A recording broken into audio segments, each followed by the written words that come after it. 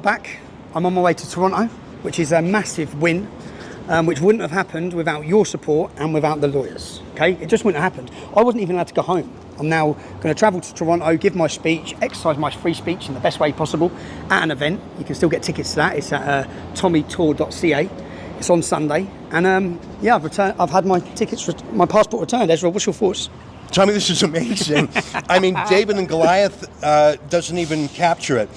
Not only are you free to go and give a speech in Toronto, but there's no deportation order, there's no ban. You are leaving as a welcome and honored guest. We're delighted to have you. And every single Canadian who saw that arrest the other day knows that has never happened before. Trudeau has never arrested, let alone sent 8 cops to arrest someone for immigration reasons. He's never banned them from traveling. It was 2-tier policing. And I want to thank our super lawyers for fighting for freedom. I haven't got their legal bill yet. If you want to help me, go to savetommy.com. But all credit to the lawyers. And I want to tell you, sometimes you think you can't win when you fight the government. I didn't think we could win. But you got to try. And today's a great victory day. Congrats, Tommy. Yeah, no, I'm happy. And Michael, thank you. My pleasure. My pleasure. I'm glad that you had a positive outcome. It was a great outcome. I wasn't expecting that outcome either, if I'm honest. I wasn't expecting it. And Yes. I know that behind the scenes you were looking at every other avenue of what we could legally do, if not. Yeah, no, we were looking at the other options, and frankly, this was the best option and the one we hoped for. And luckily, they were very reasonable about it. I got hats off to them. They did not have to do this, and I'm just glad they did.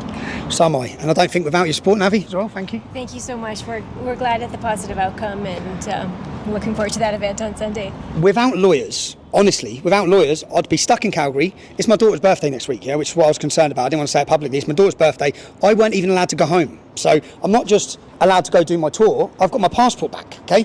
Free to go. So I'll be going to Toronto. I'm excited. I'm shocked as well.